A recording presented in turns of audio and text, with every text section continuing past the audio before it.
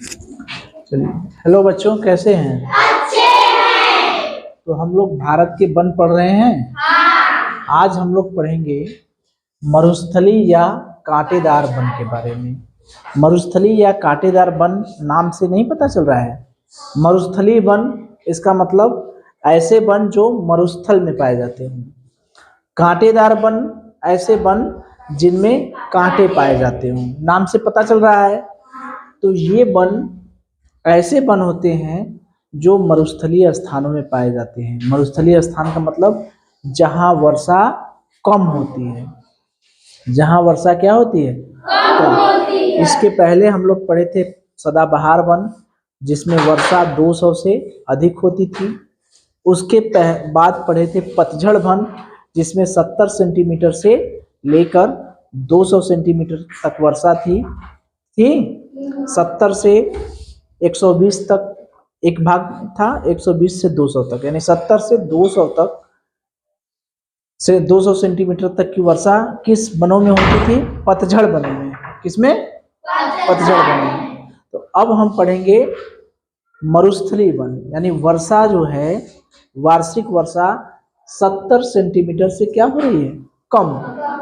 जहाँ पर वर्षा 70 सेंटीमीटर से कम होती है वहाँ पर ये वन पाए जाते हैं। ठीक है, तो वर्षा हम लोग देख लिए।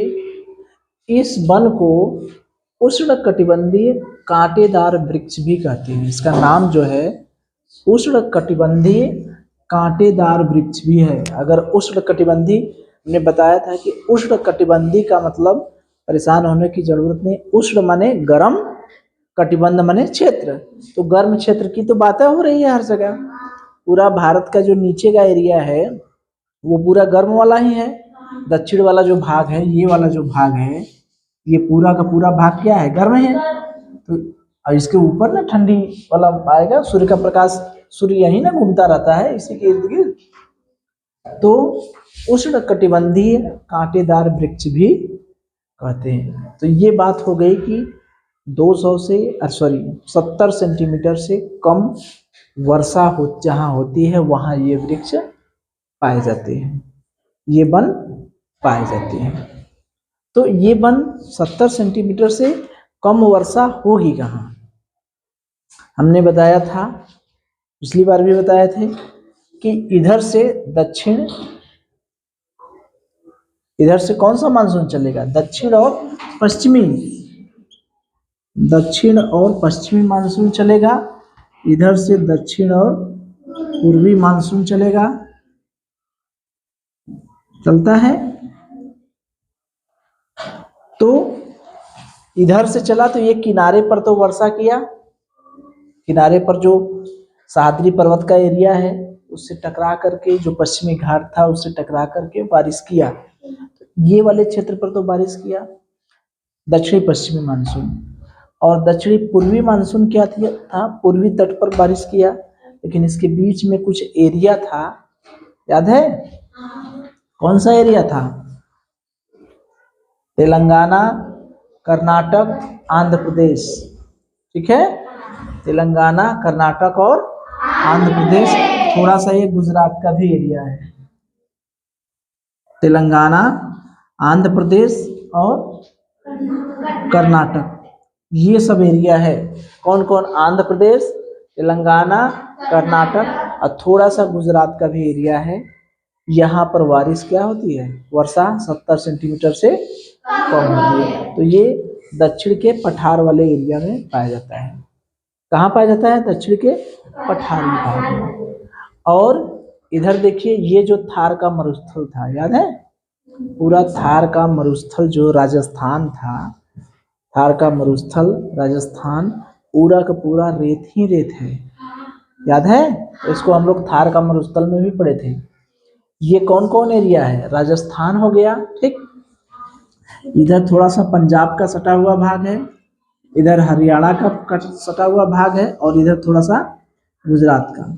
ठीक है, तो राजस्थान, इसीलिए ना राजस्थान दक्षिण पश्चिम ये दिशा दिखाया गया। दक्षिण पश्चिम का मतलब जो ये पंजाब है, पंजाब का दक्षिणी भाग और इधर भाग पश्चिमी भाग। ये समझ में आ रहा है दिशा का मतलब? पंजाब का दक्षिण पश्चिम, या पंजाब ही लिखिए, परेशान मत होइए इसमें। पश्चिम समझ में आ रहा है? ये इसलिए कि ये पश्चिम की ओर पड़ रहा है, जैसे पंजाब ये अपना इधर हो गया, तो पंजाब यही ना है, देखिए मानचित्र में पंजाब यही है ना, राजस्थान के थोड़ा सा ऊपर पंजाब है, इधर हरियाणा है? तो ये जो पंजाब है, ये पंजाब का पूरा एरिया नहीं है, ये पश्चिमी, ये तो पूर्वी एरिया हो गया, ये पश्चिमी एरिया हो गया, और ये इधर से ये दक्षिणी, तो दक्षिणी पश्चिमी एरिया, ये इधर दक्षिण वाला एरिया, तो ये दक्षिणी पश्चिमी एरिया ये क्या किया है, टच किया है, तो इसीलिए दक्षिण पश्चिम पंजाब है। अगर पंजाब भी बोल देंगे कि पंजाब का कुछ एरिया, पूरा नहीं, पूरा का पूरा पंजाब नहीं, थोड़ा सा एरिया की बात हो रही है, बात समझ में आ रही है? इसलिए लिखा गया है दक्षिण पश्चिम पंजाब। वही हाल इसके नीचे हरियाणा है, ये तो पंजाब की बात थी, ये हरियाणा की बात थी। हरियाणा में भी वही दक्षिण पश्चिम वाला मैटर है, ये पश्चिमी एरिया हो गया और ये दक्षिणी भाग थोड़ा सा सटा हुआ है, मतलब पूरा का पूरा हरियाणा में राजस्थान नहीं है, मतलब पूरा का पूरा हरियाणा में मरुस्थल नहीं है, हरियाणा के कुछ भाग में है। तो इसीलिए राजस्थान, दक्षिण पश्चिम पंजाब, दक्षिण पश्चिम हरियाणा और गुजरात, आंध्र प्रदेश, तेलंगाना, कर्नाटक, गुजरात का भी कुछ एरिया है, ठीक है, आंध्र प्रदेश, कर्नाटक, तेलंगाना ये वाला एरिया है। तो ये समझ में आया कहाँ कहाँ मरुस्थलीय वन पाए जाते हैं। अगर उन राज्यों की बात किया जाए कि राज्यों की बात बताइए, तो कौन कौन? राजस्थान, पंजाब का ये वाला एरिया, हरियाणा, ठीक, थोड़ा सा गुजरात का एरिया, और ये वाला भाग दक्कन का पठार के बीच में जो भाग है जहाँ पर बारिश, मानसून निकल जाता है, इधर का मानसून जाएगा बारिश करके निकल जाएगा आगे, इधर का भी मानसून चला जाएगा, ये इस बेचारे को कोई नहीं पूछेगा। इसे ये नहीं है, ये रास्ता है, 3 रास्ते हैं, इधर से कोई निकल गया, उधर से कोई निकल गया, बीच वाले रास्ते को कोई पूछ ही नहीं रहा है। वही हाल है ना, ये अपना दक्षिण पूर्वी मानसून इधर से निकल गया, इधर बारिश किया अरुणाचल हिमाचल प्रदेश में, अरे हिमाचल प्रदेश करें, अरुणाचल प्रदेश, असम, मेघालय, मणिपुर, सिक्किम, ये सब है ना, ये सब एरिया में वर्षा किया। ये बेचारा इधर घाट पर, पठारों, पश्चिमी घाट पर, केरल में, तमिलनाडु में, ये सब में बारिश करके ये निकल गया आगे, तो ये बच गया। तो अगर पूछा जाए कि किन किन राज्यों में मरुस्थलीय वन पाए जाते हैं, तो बता सकते हैं कौन कौन? राजस्थान, दक्षिण पश्चिम पंजाब, दक्षिण पश्चिम हरियाणा, गुजरात, और ये कर्नाटक, तेलंगाना और आंध्र प्रदेश, ठीक। अच्छा, इसमें जो कौन कौन पेड़ पाए जाते हैं, कौन कौन से वृक्ष पाए जाते हैं, जो राजस्थानी एरिया है उसमें किस प्रकार के वृक्ष पाए जाते हैं? अच्छा सोचिए, अपना दिमाग लगाइए कि राजस्थान में ऐसे इतने बड़े बड़े पेड़ मिलेंगे, वाष्पोत्सर्जन होगा, वाष्पोत्सर्जन होगा, होने को तो होगा, लेकिन अगर इस तरह से पत्तियां रहे, बड़ी बड़ी पत्तियां रहें, तो पूरा का पूरा पाइप तो पानी है नहीं, वाष्पोत्सर्जन करके पूरा पूरा पानी निकाल देंगे, तो कि वहाँ पर पेड़ कैसे रहेंगे? देखिए अच्छा भगवान कैसे बनाए हैं, कितना मतलब कितना माइंडेड रहे होंगे, है ना, कि जब राजस्थान में जो पेड़ पाए जाते हैं, वृक्ष पाए जाते हैं, उनकी जड़ें लंबी होती हैं। जड़ें लंबी क्यों होती हैं? पानी ऑलरेडी कम है राजस्थानी एरिया में, मरुस्थलीय एरिया में पानी तो रहता नहीं, पानी रहता भी है तो बहुत कम, और पानी रहता भी है तो काफ़ी नीचे रहता है, तो नीचे रहता है तो वो पानी की तलाश में जड़ें, पानी खोजने के लिए जड़ें अंदर जाती रहती है, अब पानी मिलेगा, अब पानी मिलेगा, अब पानी मिलेगा, वो फिर जाके काफ़ी नीचे पानी मिलता है, और किसी को नहीं मिलता तो वो सूख जाता है। बात समझ में आ रही है? सबकी जड़ें तो ऐसा नहीं कि बहुत लंबी होंगी, कुछ वृक्षों की जड़ें ऐसी रहती हैं जो काफ़ी गहराई तक जाकर के पानी निकाल लेती हैं, और कुछ की रहती है वो नहीं निकाल पाती। तो इनकी जड़ें लंबी क्यों होती हैं, बात समझ में आई? पानी के को हाँ पानी को प्राप्त करने के लिए, जो गहराई में की अधिक से अधिक गहराई से पानी को प्राप्त कर ले। ठीक है। पत्ते क्या होते हैं? छोटे होते हैं। पत्ते क्यों छोटे होते हैं? पत्ते छोटे इसलिए होते हैं कि वाष्पोत्सर्जन क्या हो, कम से कम हो। पत्ते कम छोटे रहेंगे तो वाष्पोत्सर्जन क्या होगा, कम से कम होगा। पानी कहीं से मिला बेचारा और पानी उड़ा देगा। जैसे हम लोग चले गए रेगिस्तान में, ठीक है, अपने पास एक डब्बा पानी है, डब्बा जो चमड़े का रहता है ना, देखते हैं टीवी उवी में ना, ऊँट से चलते हैं तो चमड़े का लिए रहते हैं एक बॉटल की तरह, उतना पानी है और सब पानी हम लोग उड़ा दें, पानी मिलेगा? बचा बचा कर थोड़ा थोड़ा एक एक घूंट पीते रहेंगे तो लंबे समय तक रह लेंगे। तो वही हाल है कि ये जो पत्ते छोटे होते हैं वो क्या करते हैं, वाष्पोत्सर्जन को कम करने के लिए, कि वाष्पोत्सर्जन कम हो, पानी जो है ज़्यादा से ज़्यादा बाहर न निकले, पानी को रोकने के लिए, जल के संरक्षण के लिए या जल को रोकने के लिए। ठीक है। जल रोकने का मतलब कि वाष्पोत्सर्जन रोकने के लिए, इसको कर लीजिए वाष्पोत्सर्जन। ठीक है। तो मरुस्थलीय वनों में जो जड़ें लंबी क्यों होती है बता देंगे? क्योंकि अधिक से अधिक गहराई से पानी निकालने। और उनकी पत्तियां छोटी क्यों होती हैं? क्योंकि वाष्पोत्सर्जन कम है। ठीक है। अब देखिए यहाँ पर एक खासियत होती है कि पत्तियां तो होती नहीं जल्दी, पत्तियां होती हैं तो बहुत छोटी होती हैं। ठीक है। और कुछ पत्तियां ऐसी रहती जो कांटे में बदल गई रहती हैं, कुछ पत्तियां कैसी रहती हैं जो कांटे में बदल गई होती हैं। तो ये कांटे भी वाष्पोत्सर्जन करते हैं, भोजन बनाते हैं। कांटे भी क्या करते हैं? चलिए, तो हम लोग देख रहे थे कि राजस्थान में मरुस्थल में जो मरुस्थल वन है उनकी जड़ें लंबी होती हैं, क्योंकि पानी अधिक से अधिक गहराई से भी पानी प्राप्त कर ले और जीवित रहे हैं। पत्तियां छोटी क्यों होती हैं? चूंकि वाष्पोत्सर्जन कम से कम हो, जैसे जल की मात्रा रुकी रहे, जल के बाहर निकलने को रोकने के लिए, यानी वाष्पोत्सर्जन को रोकने के लिए। और इनमें जो कांटे होते हैं, पत्तियां जो होती हैं वो पत्तियां कांटों में बदल गई रहती हैं। क्यों? क्योंकि कांटे में जब बदल गई रहेंगी तो वाष्पोत्सर्जन कम होगा और यही कांटे जो है भोजन बनाने के भी काम आते हैं। ठीक है। तो ये कौन कौन सा एरिया था, किन किन क्षेत्रों में वन पाए जा रहे थे?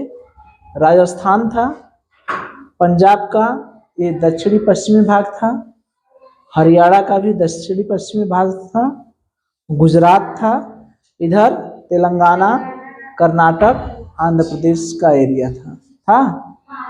कौन कौन से पेड़ इसमें पाए जाते हैं? ऐसे पेड़ जिनमें कांटे हों, जैसे बबूल, ठीक, खजूर, याद है खजूर भी मिलता है। जब अबू धाबी से केरल की यात्रा हम लोग पढ़ रहे थे तो वो उसके पापा जो है क्या लाए थे? खजूर लाए थे, याद है? जहाँ रेगिस्तान था तो खजूर भी मिलता है। नागफनी को देखे हैं, सबके घर में अगल बगल होगा ना नागफनी, जिसमें हरा हरा तना रहता है और उसमें कांटे रहते हैं, हाँ, चौड़ा सा। कैक्टस और खेजड़ी, कीकर, ये सब क्या है? राजस्थानी पेड़ है, वृक्ष है, हाँ, कटीले वृक्ष हैं। कांटे तो रहेंगे ही, क्योंकि पत्तियां बहुत कम रहेंगी, पहले तो रहती नहीं, जल्दी रहती है तो बहुत कम रहती है, ज़्यादा से ज़्यादा कांटे रहते हैं। तो ये खेजड़ी जो वृक्ष है, तो खेजड़ी वृक्ष को रेगिस्तान का या मरुस्थल का राजा कहते हैं। क्या है?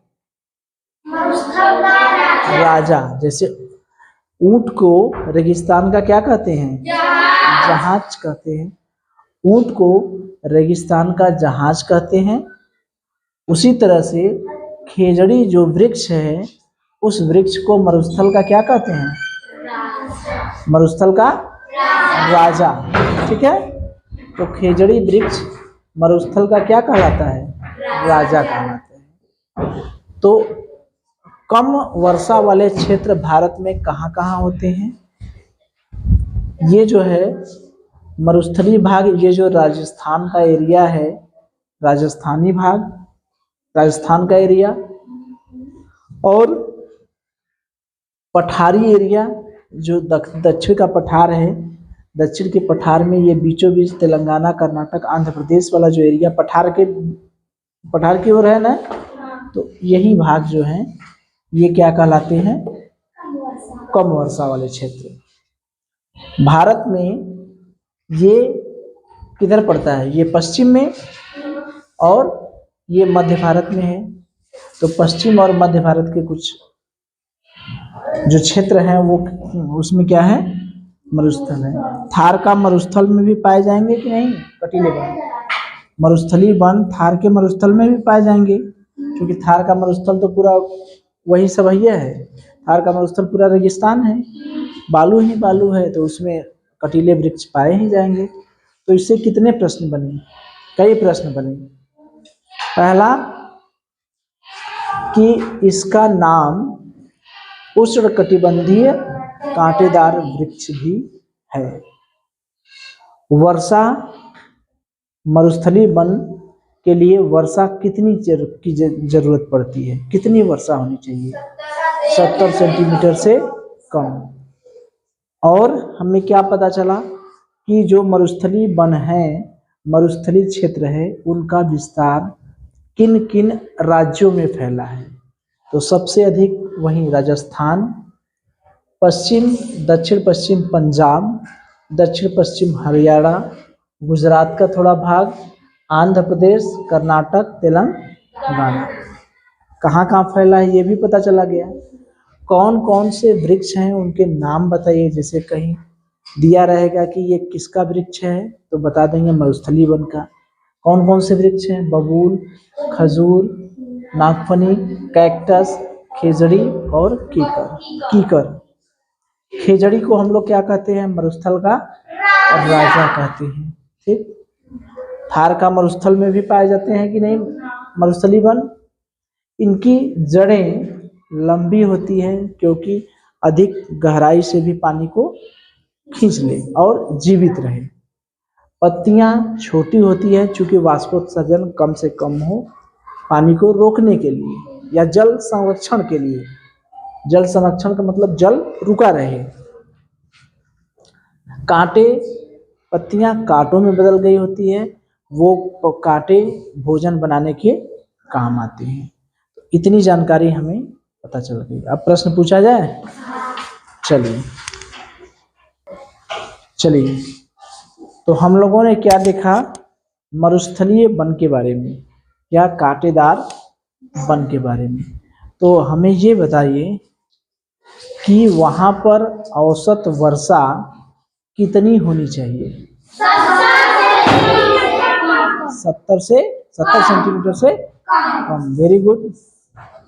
अच्छा, मरुस्थल में पाए जाने वाले कुछ वृक्षों के नाम बताइए जो वृक्ष मरुस्थलीय वन में पाए जाते हैं।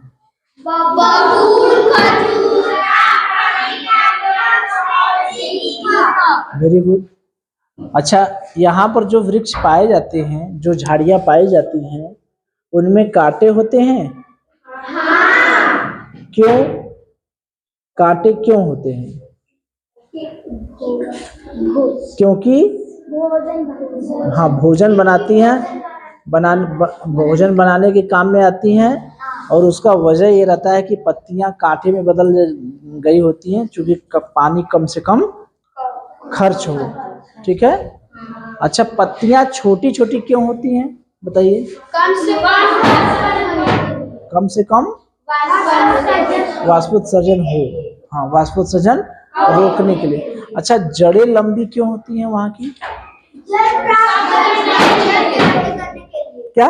जल प्राप्त करने के लिए। जल प्राप्त करने के लिए। जड़ें लंबी रहेंगी तो अधिक गहराई से भी पानी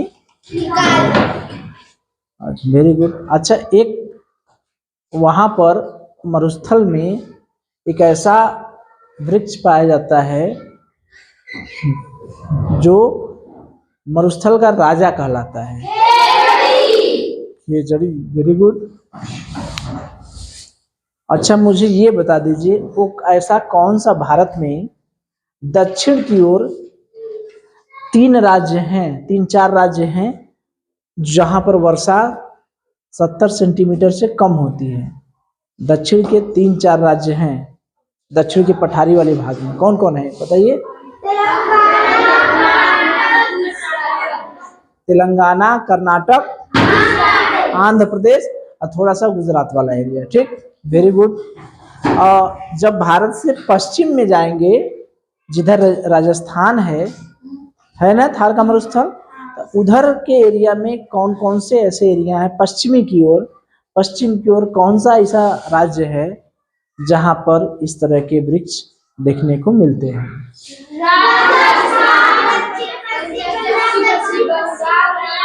पश्चिम हरियाणा। हाँ, वेरी गुड।